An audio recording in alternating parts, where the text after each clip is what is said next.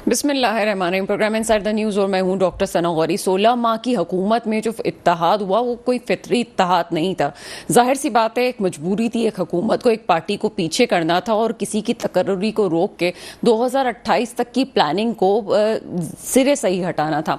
उसमें अगर मिल बैठ के बैठे भी तो उसके बाद हुकूमतें बनी और ड्राइविंग सीट पे कौन आना था इससे भी किसी को कोई दिलचस्पी नहीं थी। हाँ, वो किसी का बयान मुझे ज़रूर याद आता है कि किसी को शेरवानी पहनने का शौक था और वही शेरवानी शायद आगे भी हमें नजर आ रही है, जिसको अभी मरियम साहिबा ने इनकार कर दिया, मरियम औरंगजेब साहिबा ने, कि अभी ऐसा कोई ऐलान होने नहीं जा रहा है। इस हवाले से हम आगे बात करेंगे, लेकिन एक सदा जरूर आई कि हमने पाकिस्तान को डिफॉल्ट से बचा लिया। ठीक है जनाब, आपने पाकिस्तान को डिफॉल्ट से बचा लिया, सौ बिस्मिल्लाह, लेकिन उसके साथ ही साथ एक डिफॉल्ट और भी था।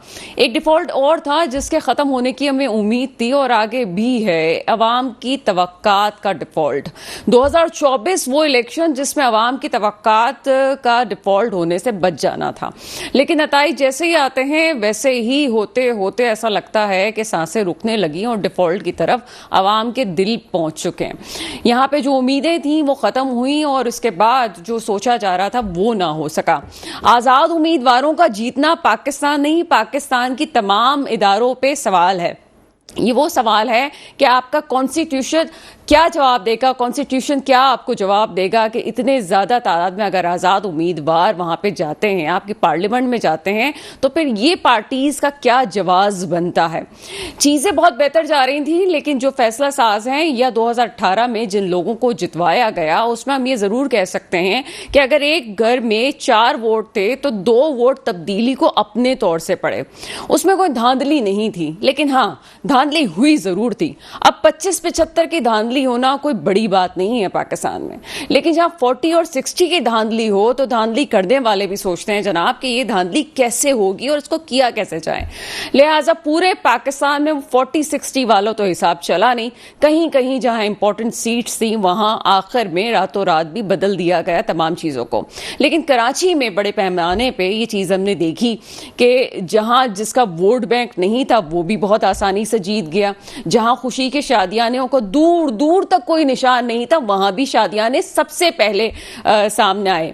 यहीं पे लाइव ट्रांसमिशन हो रही थी और हमसे पूछा गया कि जनाब खुशियां मनाई जा रही हैं, अभी तो ऐलान नहीं हुआ, फॉर्म 45 हो या 47 हो, कहीं दूर दूर तक किसी का भी नामो निशान नहीं, फिर ये ऐलान क्यों? तो हमने ये जवाब दिया था जनाब कि जब पहले मुस्तफा कमाल साहब से जो वादे किए गए थे वो वफा नहीं हुए, तो उन्होंने पहले ही वादे वफा करने के लिए एक प्रेस कॉन्फ्रेंस कर दी कि वो लोग जो वादे कर चुके हैं वो कहीं पीछे ना हट जाएं। आगे होने क्या जा रहा है? क्या अवाम की तवक्कात का वाकई डिफॉल्ट होने जा रहा है? और अगर डिफॉल्ट हो भी गया तो वजीर आजम कौन होगा, सदर कौन होगा, सेनेट का चेयरमैन कौन होगा? ये तमाम मौजूआत अभी जेर बहस हैं। मेरे साथ इस वक्त स्टूडियो में मौजूद हैं राजा कामरान साहब। आप सीनियर सहाफ़ी हैं सर, प्रोग्राम में आपको वेलकम करते हैं। और कुछ देर में मुझे ज्वाइन करेंगे फवाद सिद्दीकी साहब, आप तज़कियाकार हैं। सबसे पहले राजा कामरान साहब आपकी तरफ चलते हैं। राजा कामरान साहब, इंट्रोडक्टरी पार्ट आपने सुना, क्या कमेंट करेंगे कि वो 16 माह वाली जो गवर्नमेंट थी क्या वो वापस बनने जा रही है? देखिए 16 माह वाली गवर्नमेंट तो नहीं है, दैट्स द फ्रेश मैंडेट। इसके पीछे कोई पिछली हुकूमत की कारकर्दगी इस पार्लियामेंट के पीछे मौजूद नहीं है। और इस पार्लियामेंट में जो भी मैंडेट है वो एक नया मैंडेट है और आवाम की तर्जुमानी करता है और आवाम ने जिसको वोट दिया है वो लोग इस पार्लियामेंट में मौजूद हैं। ये जो हुकूमत है ये अपनी एक 5 साल की मुद्दत के लिए आई है। ये जो पिछले 16 माह की हुकूमत थी वो उसमें बहुत सी माशी मुश्किलात थी और बहुत सा ट्रस्ट डेफिसिट था पाकिस्तान का इंटरनेशनली, जो कि हमने वादे किए थे और पूरे नहीं हो सके थे, जिसकी वजह से IMF हम पर भरोसा नहीं कर रहा था। जब IMF भरोसा नहीं कर रहा था तो कोई दोस्त मुल्क भरोसा नहीं कर रहा था और पाकिस्तान को शदीद डिफॉल्ट के बहरान का सामना था। अब यूं लगता है कि जो 5 साल के मैंडेट के लिए हुकूमत आई है वो आएगी, वो जो है वो शायद ऐसे फैसले करे जो इंटरनेशनली हमारे बारे में एतमाद को की फिजा को कायम कर सके। और जब लेकिन राजा कामरान साहब, कता कलामी की माजरत, ठीक है हम ये मानते हैं अब 2/3 मेजोरिटी तो सवाल ही पैदा नहीं होता किसी को मिलेगी, लेकिन इस वक्त जो गवर्नमेंट का हम एक बात देख रहे हैं कि तमाम जमातें मिलकर गवर्नमेंट बनाने जा रही हैं, जो कि हमें एक नज़र आ रहा है, उसमें हम पहले भी देख चुके हैं कि हर वजारत को, हर पार्टी को खुश करने के लिए वजारतों का एक बंदर बांट हुआ और उसमें तमाम लोगों ने अपने अपने तौर से कुछ अरसे वो रहे और अपनी वजारतों के झंडे लेके घूमते रहे। आगे भी तो अगर ऐसा हुआ तो जिम्मेदारी कौन लेगा? कौन सी पार्टी जिम्मेदारी लेगी? जनाब, ये अगर मिनिस्ट्री खराब हुई है, ये डिपार्टमेंट खराब हुआ है, तो मैं जिम्मेदार हूँ। देखिए, ये जो पार्लियामानी डेमोक्रेसी होती है, ये कलेक्टिव विजडम और एक कलेक्टिव जिम्मेदारी होती है। पार्लियामेंट उसको लीड करती है, काबीना और जो बाकी अमूर मुमलिकत हैं वो चलाती है। तो इसमें जो भी पिछली हुकूमत में जो जमातें शामिल थी, उन्होंने अच्छा किया तो उनकी अच्छाई थी, उन्होंने बुरा किया तो उनकी बुराई थी। बहरहाल उन्होंने एक बहुत ही ऐसे वक्त में हुकूमत मेरी नजर में संभाली कि जब पाकिस्तान पर किसी को एतमाद नहीं था, और उन्होंने पाकिस्तान को श्रीलंका की तरफ जाने से बचाया। उसमें अवाम चूंकि उसकी चक्की में बहुत ज्यादा पीछे थे, इस वजह से अवाम को उनसे बहुत ज्यादा शिकायत थी और उसका और बहुत सी पॉलिटिकल चीजों का असर जो है हमने इस वोटिंग पैटर्न में देखा है। सो अब हुकूमत नया मैंडेट है, एक नई पार्लियामेंट है, मगर 70-80% लोग वही हैं, 90% लोग वही हैं जिससे पहले जीत का पार्लियामेंट में आते रहे हैं। तो बहुत ज्यादा बड़ी तब्दीली आपको नजर नहीं आएगी। अमूर मुमलिकत में भी बहुत ज्यादा बड़ी तब्दीली नजर नहीं आएगी। आपको पार्लियामेंट के काम में बहुत ज्यादा बड़ी तब्दीली नजर नहीं आएगी। वो कहीं से भी खड़े हों, आजाद जीते हों, नून लीग में जीते हों, पीपल्स पार्टी में जीते हों, वही खानवादे हैं जो जीतते चले आ रहे हैं, वही अब भी जीते हैं। ठीक है, अभी हमें ज्वाइन किया है फवाद सिद्दीकी साहब ने। आप तज्जियाकार हैं सर, प्रोग्राम में आपको वेलकम करते हैं जी। बहुत बहुत शुक्रिया सर। फवाद सिद्दीकी साहब, यहाँ पे कारकर्दगी की बात हो रही है। एक जब स्टार्ट में इंट्रोडक्टरी पार्ट में हमने एक बात का जिक्र किया कि एक वो वक्त था जो कि 16 माह की कारकर्दगी, जब तमाम जमातें मिलके बैठी तो एक नारा ज़रूर था, एक सदा ज़रूर थी कि हमने पाकिस्तान को डिफ़ॉल्ट से बचाया। आगे के इलेक्शन एक दिलों के डिफ़ॉल्ट की तरफ जा रहे थे कि जनाब अगर इलेक्शंस हो जाते हैं तो अवाम की तवक्कात, एक न्यू एनर्जी आ जाएगी। आपको लगता है कि वो जो अवाम चाहती थी जिस तरह से इलेक्शंस हो, वैसे ही इलेक्शंस हुए हैं और आगे जो नताइज और उसके बाद अभी जो हुकूमत साजी होगी वो भी अवाम की तवक्कात के मुताबिक ही होगी? क्या कहते हैं आप? जी बहुत बहुत शुक्रिया सना साहब। देखिए, आपकी बात बिल्कुल वजह है कि अवाम की तवक्कुआत इस इलेक्शन के साथ बहुत ही ज़्यादा हाई थी और वो ये एक्सपेक्ट कर रहे थे कि जो परसेप्शन है तमाम पार्टीज को बशमूल पीटीआई को लेवल प्लेइंग फील्ड जो है वो मुहैया की जाएगी। देखिए, मैं इस ज़मन में एक बात ज़रूर करता हूँ कि कानून ने अपना एक जब ड्यू कोर्स लिया तो जो कानून के हिसाब से एक पार्टी के जो मेंबरान है वो आज़ाद खड़े हुए और उस पार्टी के जो वोटर्स थे उन्होंने उन आज़ाद उम्मीदवारों को अपना वोट दिया और जिसकी वजह से आज़ाद उम्मीदवारों की इतनी तादाद जो है वो सामने आई। तो एक मिथ तो ये बस जरूर हुई कि इसमें कहीं ना कहीं इस इलेक्शन को कहीं दरपर्दा जो है वो सबोटाज या उसको रिग करने की कोशिश की गई। अगर ये किया जाता तो इस तादाद में आज़ाद उम्मीदवार जो है वो जीत ना पाते। एक बात तो ये है। देखिए, दूसरी चीज जो है, आपने पिछले दिनों देखा कि पीडीएम की हुकूमत के बाद जो इंटरिम गवर्नमेंट आई थी उसमें कुछ उस इंटरिम गवर्नमेंट को कुछ जो है वो डिसीजन लेने की उनको जो है वो यानी कि उनको जो है वो अलाउ किया गया था कि वो कुछ डिसीजन लें जो कि अमूमन इंटरिम गवर्नमेंट जो है डिसीजन नहीं ले सकती थी। इसी मद में उन्होंने वो स्पेड वर्क किया है जो आगे जाके जो इलेक्टेड हुकूमत आएगी उसके ऊपर वो अपनी बिल्डिंग करेगी। इस वक्त देखिए हमें सबसे ज्यादा जो प्रॉब्लम है वो माशी सूरत हाल की है। इसी तरह जो हमारे खित्ते के जो मसाइल हैं जियोपॉलिटिक्स वो आप देख लीजिए, और इसी तरह बिलउमूम दुनिया में जो इस वक्त मसाइल दरपेश हैं उसको अगर आप मद्देनजर रखें तो पाकिस्तान में ये जो इलेक्शंस हो रहे हैं इस पर तमाम दुनिया की नजरें मौजूद थीं, और इसी का इंतजार था कि जब ये हुकूमत आएगी तो जो स्टेट वर्क इंटरिम गवर्नमेंट ने किया है SIFC की अम्ब्रेला के अंडर, उसको जो है ये लोग मंतकी अंजाम तक पहुंचाएंगे। और मैं समझता हूं कि जिस तरह मैं राजा साहब की बात भी सुन रहा था और आपकी भी, कि अल्टीमेटली तो ये नेशनल गवर्नमेंट की तरफ जो है ये हुकूमत जो है वो जारी है। और इस नेशनल गवर्नमेंट की एक अच्छी बात ये है कि तमाम जो मेजर पार्टीज हैं वो कोई भी डिसीजन जो पाकिस्तान के मुफाद में लेना होगा वो सारे ऑन बोर्ड होंगे। और सर अगर ये ऑन बोर्ड होते हैं तो मुझे ये बताइए कि फिर क्या ये बेहतर ना होगा कि जो बार उठाने के लिए, अगर 16 माह की गवर्नमेंट का कोई बार उठाने के लिए तैयार नहीं है, अभी तक कोई भी नहीं है, लगता है कि पाकिस्तान की तारीख में से इरेज हो गए वो 16 माह, तो अभी आगे क्या अगर PTI के आज़ाद उम्मीदवारों को भी उसी तरह से शामिल कर लिया जाता है तो एक अच्छा है कि चीज़ें बेहतर तरीके से होके आवाम को भी मुतमईन किया जा सकता है। क्या कमेंट करेंगे?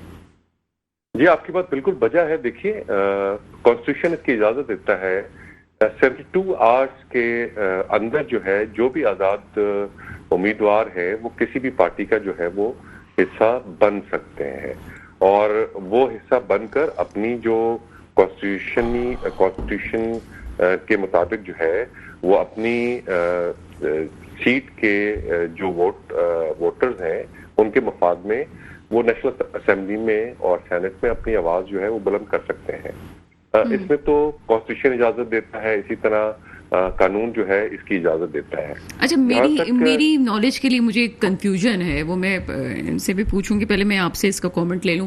ये जो फ्लोर क्रॉसिंग की हम बात करते हैं, आज़ाद उम्मीदवारों पे तो लागू नहीं होती, PTI की हैसियत ख़त्म हुई, बल्ले का निशान ले लिया गया, लेकिन क्या आगे अगर वो टिकट पार्टी का उनको मिला है, आगे चल के क्या ऐसी कोई चीज़ आ सकती है पार्लियामेंट में कि जनाब उनके ऊपर फ्लोर क्रॉसिंग की कोई शिक लागू हो? अगर जिस तरह आज हमने देखा कि आहिस्ता आहिस्ता परिंदे उड़ रहे हैं, दूसरी पार्टीज में जाना शुरू हो गए, तो उस सूरत में PTI क्या करेगी? देखिए हॉर्स ट्रेडिंग का कानून जो है वो मौजूद है, और हॉर्स ट्रेडिंग का मतलब ये है कि एक पार्टी का जो कारकुन है वो दूसरी पार्टी में शमूलियत इख्तियार करता है, और वो जो अपनी जो पार्टी के जो सरबरान है उनसे इंस्ट्रक्शंस के अलावा, इसको तो हॉर्स ट्रेडिंग कह सकते हैं। लेकिन देखिए आजाद उम्मीदवार, हम ये मानते हैं ऑन ग्राउंड के जो PTI के सपोर्ट के आजाद उम्मीदवार हैं, लेकिन अल्टीमेटली तो वो आजाद उम्मीदवार हैं, और आजाद उम्मीदवार को किसी भी पार्टी ज्वाइन करने से कोई भी कानून पाकिस्तान में नहीं रोकता, बल्कि उनके ऊपर एक टाइम बार जो है वो लगा दिया जाता है, वो है 3 दिन। 3 दिन के अंदर वो आजाद उम्मीदवार किसी भी पार्टी का हिस्सा बन सकते हैं।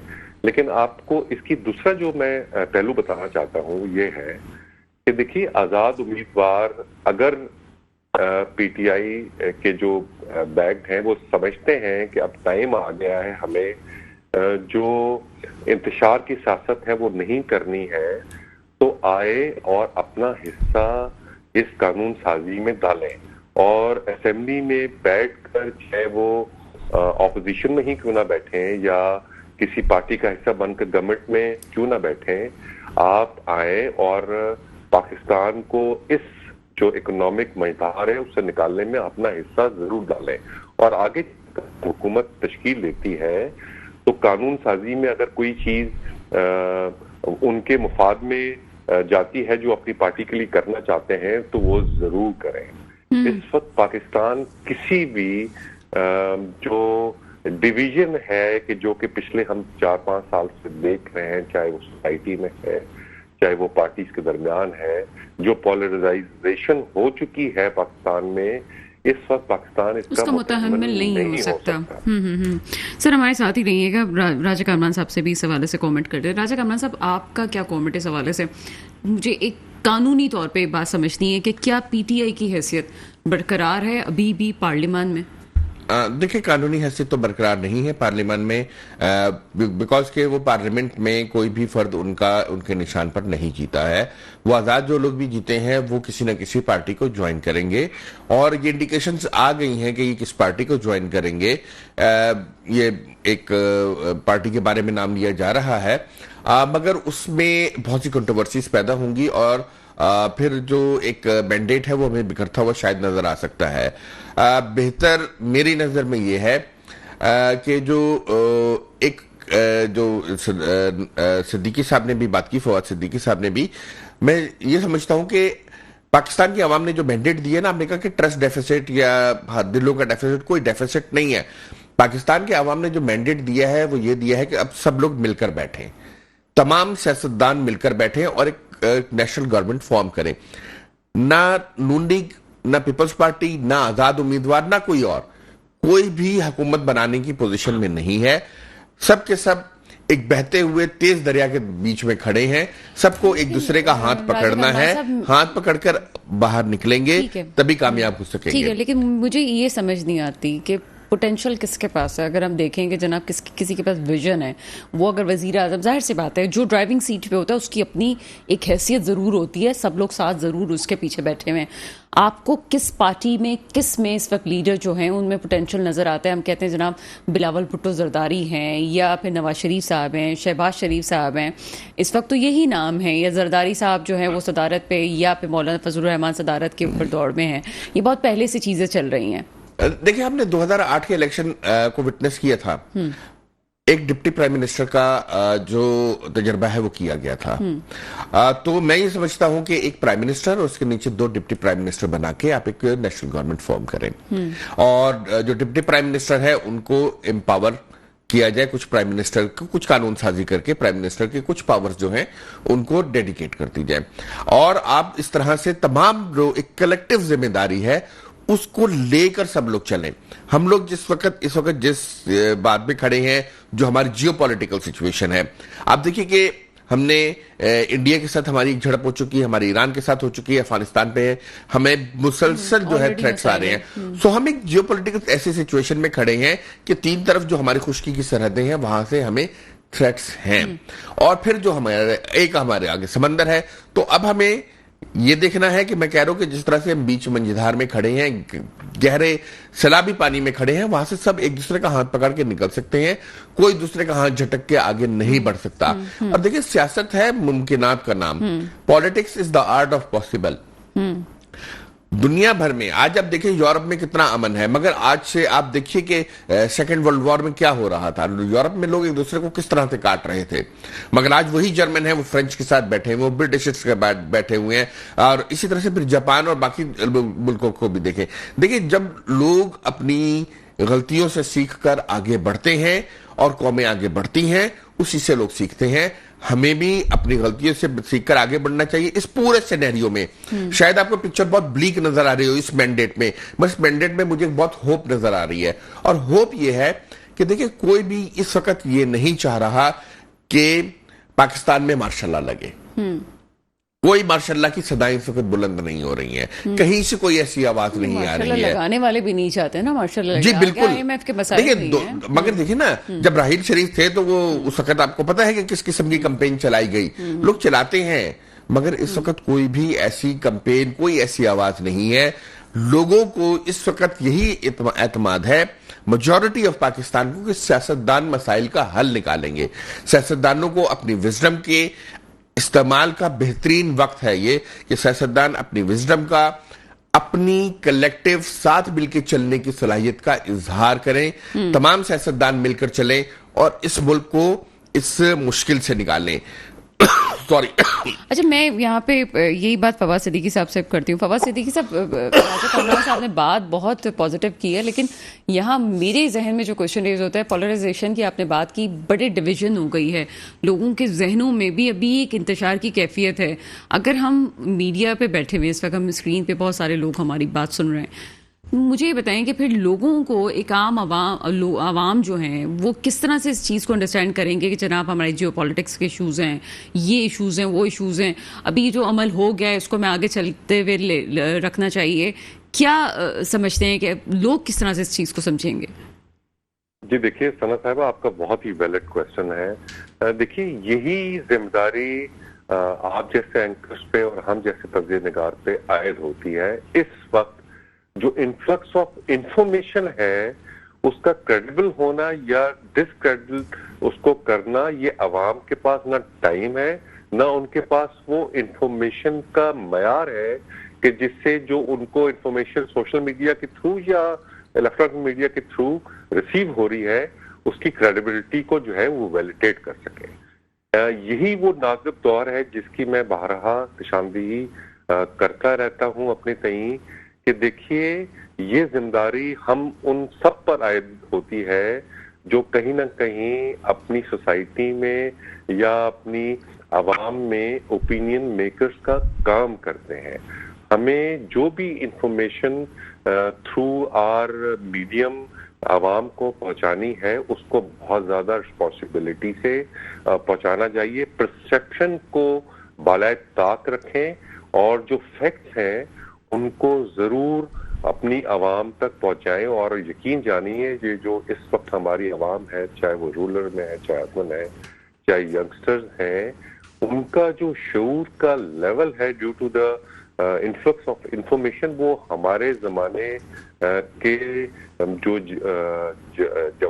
नौजवान थे उनसे बहुत ज्यादा है।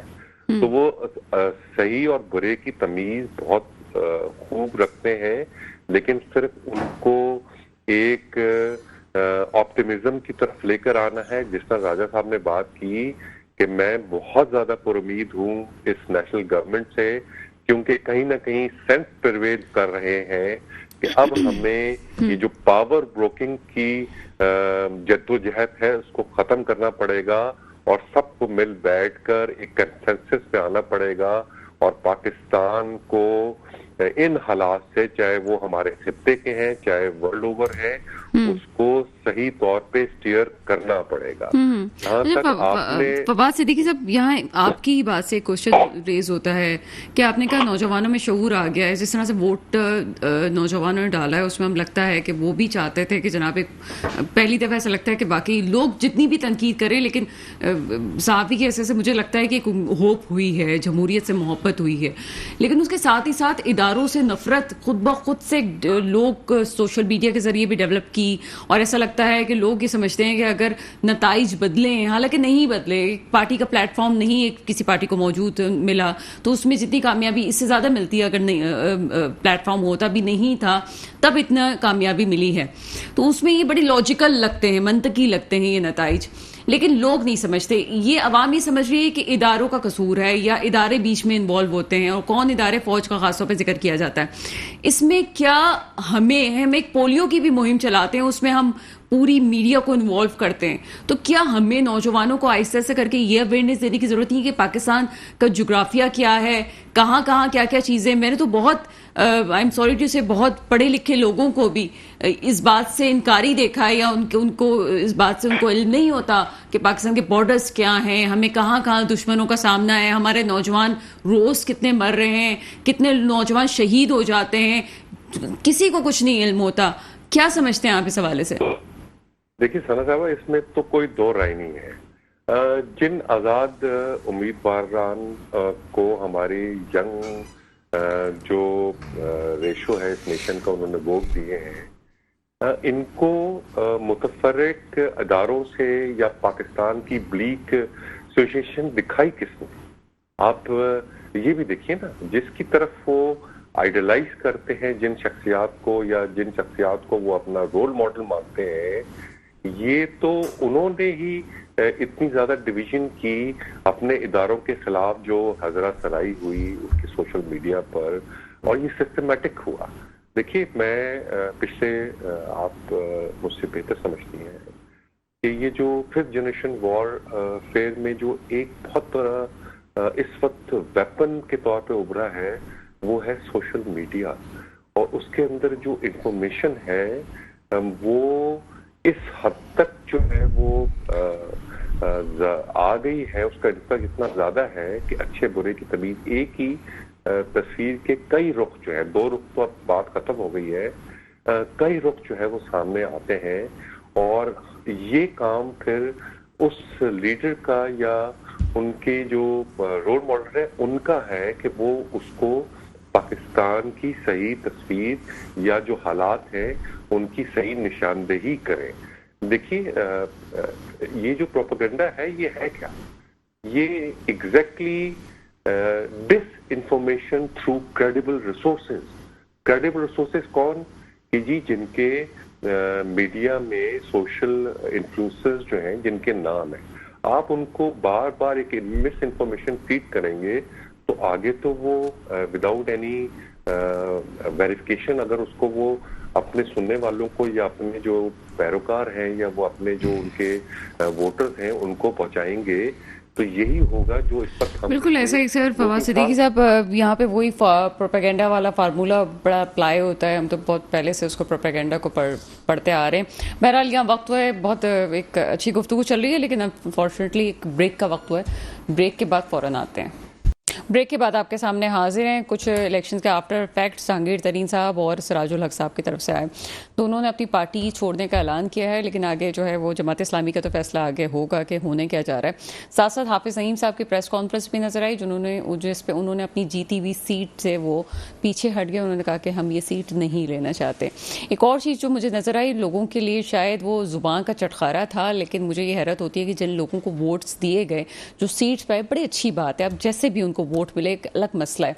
आप अपनी जीत की खुशी में दूसरों पे तनकीद करते करते अपना वकार क्यों जो है वो ख़राब कर रहे होते हैं। ये मैं बात करी मुस्तफ़ा कमाल साहब की, जिस किस्म की बातें जलसे में इतने सारे मजमे में जना ग्राउंड में की गई, क्या वो कर दी चाहिए थी, चाहे वो जमात इस्लामी पे तनकीद हो। और ख़ास तौर पर मैं कह रही हूँ कि जमात इस्लामी पे जिस तरह से तनकीद की गई, ठीक है जनाब, इलेक्शन के दिनों में बहुत सारी बातें होती हैं, लेकिन इलेक्शन जीतने के बाद भी जिस किस्म की बातें की गई, क्या वो सही लगती हैं? क्या किसी पार्टी के सरबरा को या पार्टी इसको करनी चाहिए, नहीं करनी चाहिए? तमाम मौजूद पे बात कर रहे हैं। जी जनाब, राजा कामरान साहब क्या कमेंट करेंगे सबसे पहले सिराजुल हक साहब और जहांगीर तरीन साहब के इस्तीफे के हवाले से? देखिए, दोनों में बड़ा फर्क है।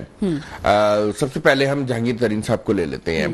2018 में जहांगीर तरीन साहब नाअहल थे, वो पार्लिमानी सियासत का हिस्सा नहीं थे, फिर भी उन्होंने पीटीआई के लिए बड़ा काम किया और उनका जहाज चला और उसने तमाम जो इंडिपेंडेंट थे वो लाके पीटीआई की झोली में डाले और पीटीआई को एक सादा अक्सरियत की तरफ ये बात लेकर गए। सर एक सेकंड, मुझे उबैद शाह साहब भी इस वक्त ज्वाइन कर चुके हैं, आप तजिया कर रहे हैं। जी सर, आप कंटिन्यू कीजिएगा। सॉरी, इस दफा इस्तीफा देकर उन्होंने इस बात का यह ऐलान कर दिया है, जहांगीर तरीन साहब बहुत ज्यादा देर तक सियासत से दूर नहीं रहेंगे, वो सियासत में आएंगे, मगर इस वक्त वो अपना कोई भी किरदार अदा करने के लिए तैयार नजर नहीं आते हैं और वो अभी अपने किसी किरदार को अदा ना करने के लिए उन्होंने ऐलान कर दी कि वो सियासत से किनारा कशी इख्तियार कर रहे हैं। नंबर एक बात यह है।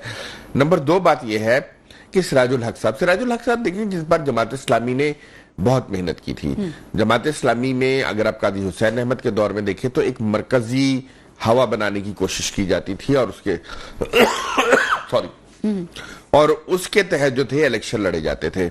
मगर इस बार जमात इस्लामी ने अपनी स्ट्रेटेजी को तब्दील किया और उन्होंने अजला के उमरा को इस बात पर इख्तियार दिया कि वो अपने अपनी इलाकाई सियासत कर सकते हैं। बिल्कुल ऐसा ही है, जिस तरह से हम देख रहे थे कि हाफिज नईम साहब की जो सियासत थी वो भी रिवायती सियासत तो थोड़ा हट के हमें सामने आई। जी, वो जमात इस्लामी की रिवायती सियासत से जी बिल्कुल ऐसा ही है। और चीज़ें उनकी जो एक हमें सियासी मुहिम नज़र आती थी वो बहुत मुख्तलिफ किस्म की सियासी मुहिम थी। और ख़ास तौर पर मैं तो हमेशा ही कहती हूँ कि जमात इस्लामी की जो वुमेन विंग है वो भी बहुत ज़्यादा एक्टिव नज़र आती है हमें। उन्होंने भी वही सियासत का रंग ढंग इख्तियार किया जो पाकिस्तान तहरीक इंसाफ या दीगर सियासी जमातों ने किया।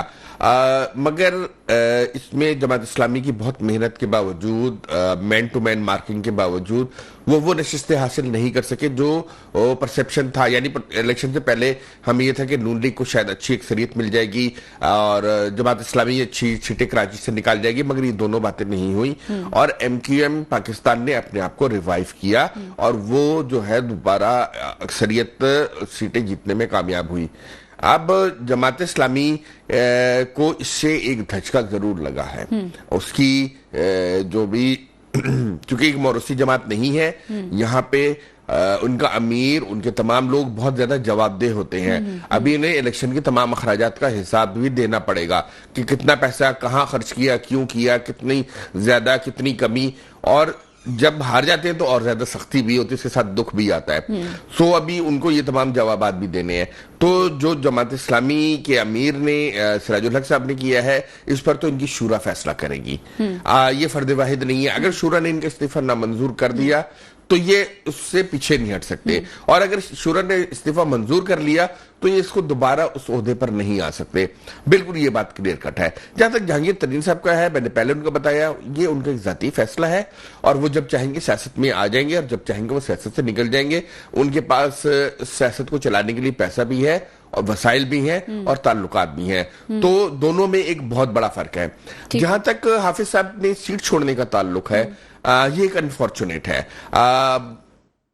पिछली असेंबली में जमात इस्लामी के एक रुकन थे अब्दुल रशीद, वो लियारी से जीते थे, और उन्होंने एक अच्छा काम किया था असेंबली में। बहुत अच्छे तरीके से उन्होंने, फर्द वाहिद होते हुए भी उन्होंने बहुत अच्छे तरीके से बहुत से इश्यूज पर बात की थी, प्रेजेंट किया था अपनी पार्टी। फोरम नहीं छोड़ना चाहिए था, फोरम पे आना चाहिए, फोरम पे अपनी बात रखनी चाहिए और अपनी बात मनवानी चाहिए। जमात इस्लामी के कुछ सेनेटर्स और कुछ अरकान असेंबली भी थे कौमी असेंबली में और सेनेट में, उन्होंने बहुत अच्छा पार्लिमानी किरदार अदा किया।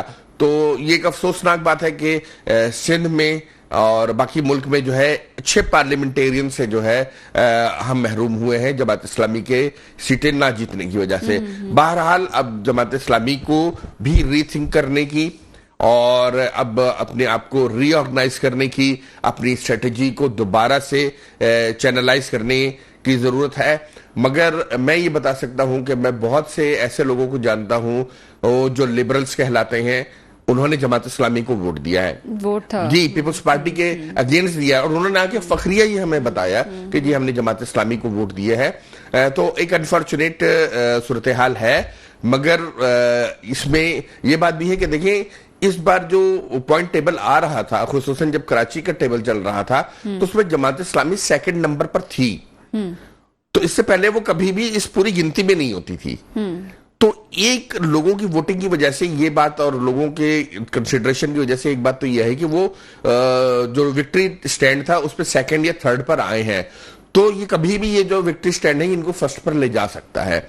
इन्हें अपनी स्ट्रेटेजी को जारी रखना चाहिए। कराची के हक में जो जमात इस्लामी काम कर रही है, देखिए ना कितने बहरिया टाउन के लोगों के मसाइल हल किए, तलबा के मसाइल को हल करने के लिए आ गया है, तमाम चीजें की हैं। और एक पॉजिटिव साइन है, और हाफिज सईद की सूरत में हमें एक पॉजिटिव भी पैगाम मिला। लेकिन देखें जनाब ये आगे होता क्या है। उबैद शाह साहब, सर प्रोग्राम में आपको वेलकम करते हैं।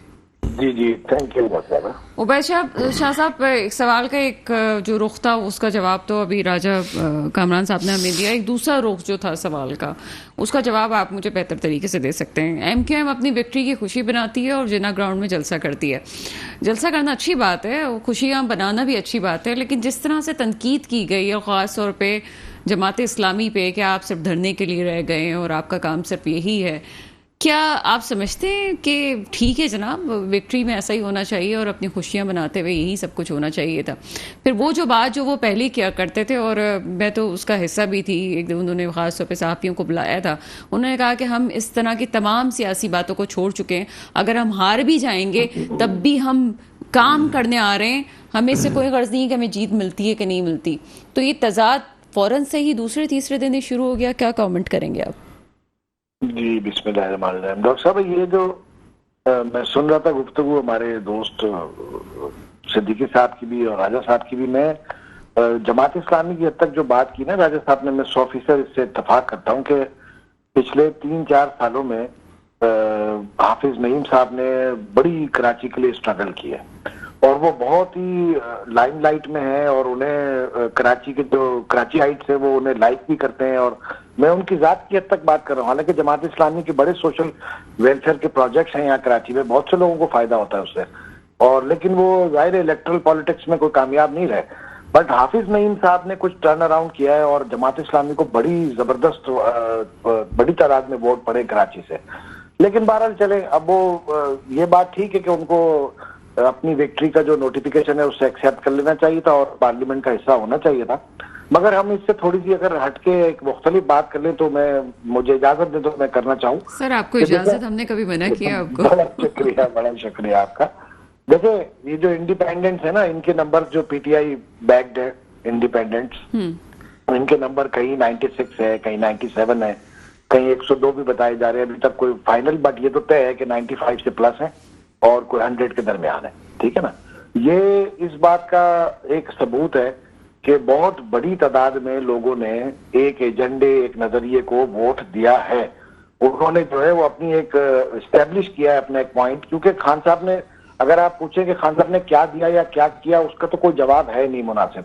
सिर्फ यही एक बात है कि खान साहब एंटी स्टेब्लिशमेंट है, बागी है, इनकलाबी है। तो जो लोग वोट दे रहे होंगे खान साहब के वोटर्स को आप सेग्रीगेट करें तो आपको अंदाजा होगा कि एक हिस्सा, एक फ्रैक्शन ऐसा है जो उनकी फैन फॉलोइंग है, जो उनको क्रिकेटर, लीजेंड, हीरो और शौकत खान और ये सब समझता है। लेकिन बाकी जो दो हिस्से हैं उनके वोटर्स के, उनमें से एक हिस्सा बिल्कुल क्लियरली वो है जो इस्टेब्लिशमेंट की सियासत में मुदाखलत के खिलाफ है, इसलिए उन्होंने इमरान खान को वोट दिया। दूसरा हिस्सा वो है जो ये सिविल सुप्रीमेसी के साथ साथ वो ये भी समझता है कि जो बाकी जो पॉलिटिकल एलीट है ये सारी चोर है, बेकार है, नकारा है और इन्होंने मुल्क को कुछ नहीं देना है। तो ये आप तीन अगर इसकी सेग्रीगेशन करें तो ये आपको आउटकम सामने आता है। अब मैं इससे आगे की एक बात करना चाहता हूँ। देखें, बात ये कि जब मदारी जो है वो तमाशा दिखाते हुए उसकी ट्रिक एक्सपोज हो जाए ना, तो वो मदारी खुद तमाशा बन जाता है। मेरी यार से वो जो जाहिर है मैं ज्यादा और खुल के बात नहीं कर सकता हूँ, इतना ही अर्ज करना चाहूंगा। बात ये है कि पूरे सीधा सीधा 2018 कह दे, ना मदारी कहें ना कुछ और कहें। नहीं वो हम तो आपको पता पहले भी बात कर चुके 2018 के हवाले से, और खान साहब को पीटीआई के हामियों को आईना दिखा चुके कि वहां उनके लिए 2018 में क्या कुछ नहीं किया गया था। तो बहरहाल बात यह है कि सिंध में भी एहतजाज हो रहा है और पंजाब में भी एहतजाज हो रहा है और कुछ ना कुछ थोड़ा बहुत बलूचिस्तान में भी एहतजाज हो रहा है। सिर्फ खैबर पख्तूनख्वा में एहतजाज नहीं हो रहा। वो इसलिए नहीं हो रहा कि शेर अब्दुल मरवत जो है वो पहुंच गए डीआरओ के ऑफिस, उन्होंने 30-40 हजार आदमी इकट्ठे कर लिए और कहा मुझे अभी रिजल्ट दो, मैं 2 घंटे यही बैठा हूं, अभी फॉर्म 45 फॉर्म 47 मुझे दो तो मैं जाऊंगा यहाँ से। जाहिर है उन्हें करके दिया गया, उनकी सीट निकली भी थी। इस मुल्क में समहाउ एक तरह या दूसरी तरह एक मॉडल स्टैब्लिश किया जा रहा है पावर का कि जी जिसके पास ताकत है उसकी हर बात सही है, ठीक है ना। तो ये एक खतरनाक सोसाइटी के लिए खतरनाक अलार्म को खुश होना चाहिए मरवत साहब के बयान से, जहाँ पे इतने नाराज हो रहे थे सब लोग। तो अब तो माथा चूमने वाली बात है आपकी इस बात के बाद तो कि मरवत साहब की वजह से कुछ तो नहीं। तो खैबर पख्तूनख्वा में क्लीन स्वीप कर लिया ना उन्होंने, वहां नहीं उनको एतराज नहीं है कि कोई रिगिंग हुई है रिजल्ट में, कोई मैनिपुलेशन हुई है, कोई देखे ना शाम को जो जीत रहा था वो सुबह हार गया, जो शाम को हार रहा था वो सुबह जीत गया, और जो शाम को मिठाई बांट रहा था उसका सुबह सफेद मातम भी। कराची के अलावा ओवरऑल मैं अगर बात करूं तो कराची के अलावा ओवरऑल मुझे लगता है यही सिचुएशन आनी थी, यही हमें पता था कि यही रिजल्ट होने हैं, इसी तरह से होना है। ये तो पहले भी बात हम कर चुके हैं। कराची में मुझे लगता है कि थोड़े इश्यूज हुए हैं। तो देखें ना, ये कंट्रोल डेमोक्रेसी जो है ये किस चीज को जन्म देगी। अभी आप देखें एक खिचड़ी पक रही है कि जी एक डिप्टी प्राइम मिनिस्टर का ओहदा क्रिएट कर लिया जाए, लाहौर का प्राइम मिनिस्टर हो और लाड़काना का डिप्टी प्राइम मिनिस्टर हो, और फिर यूं हो चेयरमैन से ओहदे की बंदरबांट हो रही है। तो ये 1.5 साल की करीब तो यही हुकूमत चली ना। लोगों को जो नून लीग की सीटें या उनकी पॉपुलैरिटी कम हुई उसकी तो वजह ही इनकी 1.5 साल की हुकूमत है मेनली। वो सोशल मीडिया का, पीटीआई का प्रोपेगेंडा वो एक तरफ, लेकिन 1.5 साल की गवर्नेंस जो उनकी थी वो ऐसी थी ही नहीं। बेतहाशा महंगाई हुई, कीमतें बढ़ी, बेतहाशा इनडायरेक्ट टैक्सेस लगाए गए और डॉलर को कंट्रोल से। अच्छा सर, मैं थोड़े फास्ट चलते हैं, इसको लेके चलते हैं। मुझे एक कमेंट जो है वो कराची की सियासत पे कीजिएगा पहले, तो फिर हम आगे वजीर आजम की सीट पे भी आते हैं। कराची में देखें ये एमक्यूएम की जो सीट्स है ना ये बिल्कुल तयशुदा थी। ये बात मैं ऑन रिकॉर्ड कह चुका हूं कि 16 सीट्स एमक्यूएम की निकलनी थी, 16 की जगह शायद 17 हो गई।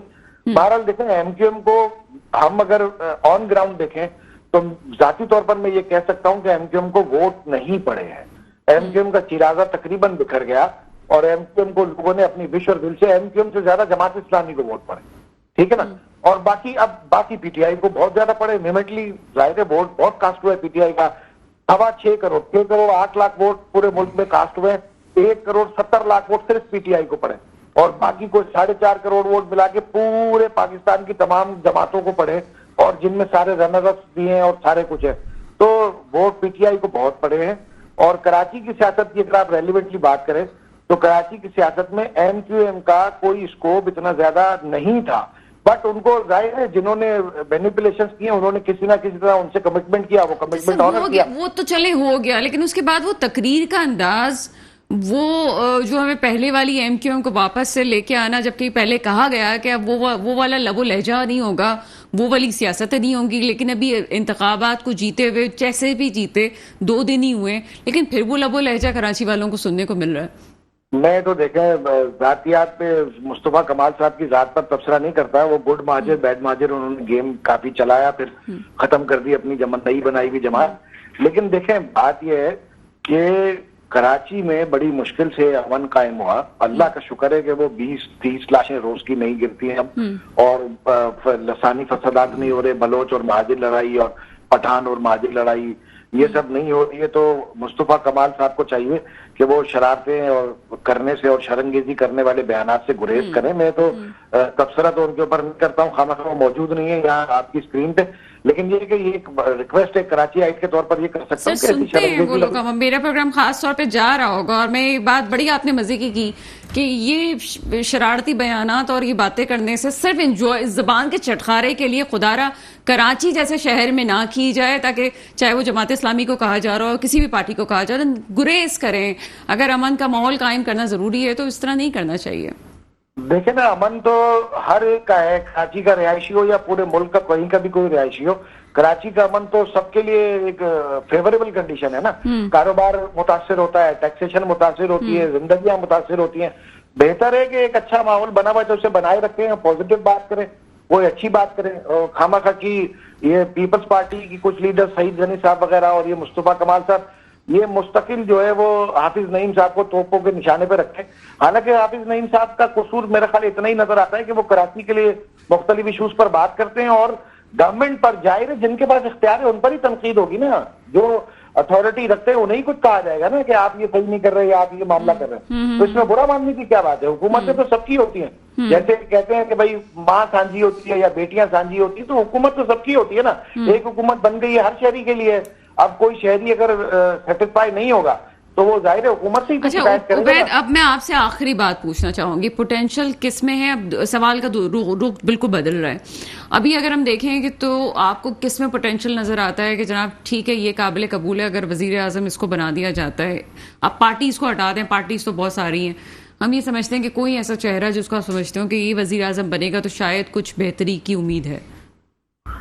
नहीं, देखें नून लीग में तो 2 ही कैंडिडेट हैं, प्रायोरिटाइज करेंगे मियां साहब को। अगर जरदारी साहब अच्छे पत्ते उन्होंने, वो कहते हैं ना शेख रशीद कहते हैं कि वो चीने से पत्ते लगा के रखते हैं, तो वो अगर उन्होंने अच्छे, अभी उन्होंने ये नहीं मांगा कि हमें प्राइम मिनिस्टरशिप दो, उनकी नजर प्रेसिडेंशियल सीट पे, वो भी उन्होंने अभी नहीं मांगी। अभी तो वो मांग रहे हैं कि पंजाब की वजारत आला हमें दे दो और हमें जो है वो सेनेट का चेयरमैन दे दो, स्पीकर कौमी असेंबली दे दो, और ये जो वो जाहिर है पंजाब की वजारत आला तो वो दे ही नहीं सकते। तो अब अगला मरहला शुरू होगा बार्गेनिंग का कि ठीक है चलो ये ना लो तो बदले में ये ले लो और आप ये दे दो। उस पर कोई लाहौर का वजीर आजम और लाड़काना का डिप्टी वजीर आजम कुछ इस तरह की बात बनेगी। तो प्राइम मिनिस्टर का कैंडिडेट तो देखे ना नून लीग ने ही लीड करना है, और उनके खानदान में से वो शरीफ खानदान के अलावा तो वो अफोर्ड नहीं करेंगे कि वो किसी को ये मौका दे दे कि जाइए आप प्राइम मिनिस्टरशिप ले ले हमारी तरफ से। वो मजबूरी के हालात में उन्होंने शाहिद खकान अब्बासी साहब को एक्सेप्ट किया था। शाहिद खकान अब्बासी साहब से भी उन्हें शिकायत है आज कि वो दागे मुफारकत किसी और शक्ल में दे गए। तो मियां साहब या तो शहबाज शरीफ साहब, बड़े मियां साहब या छोटे मियां साहब, यही है नक्शा अगला, यही है मंजिल मुस्तकबिल का मंजरनामा कि इन दोनों में से किसी एक के सर पे इख्तिदार। चलिए बहुत शुक्रिया, हमारे साथ उबैद शाह साहब मौजूद थे। राजा कामरान साहब, आप इस सारे सिनेरियो में क्या कहेंगे? जो वजारत उज़्मा वाली बातें हैं, ठीक है आपने बड़ी पॉजिटिव चीजें कही हैं, लेकिन अगर हम वाकई एक शख्सियत पे जाएं कि कौन है इस वक्त, तो किसका नाम आपके ज़हन में आता है? देखिए, मैं जो पूरी गुफ्तगू सुन के ना, मुझे आज भी अपने ऑफिस में जो होने वाली गुफ्तगू है वो याद आ रही थी। इस वक्त पाकिस्तान के चौकों, चौराहों, दफ्तरों, घरों, ड्राइंग रूम्स में हर कोई बैठकर ना हुकूमत बना रहा है, और हुकूमत बनानी है 265 लोगों ने मिलके। हम हर कोई अंदाजे लगा रहे हैं कि ये होगा ये होगा। ये जो मुज़ाकरात इस वक्त पाकिस्तान मुस्लिम लीग और पीपल्स पार्टी के दरमियान दीगर लोगों के दरमियान जारी हैं, इनका कोई नतीजा नहीं निकलना।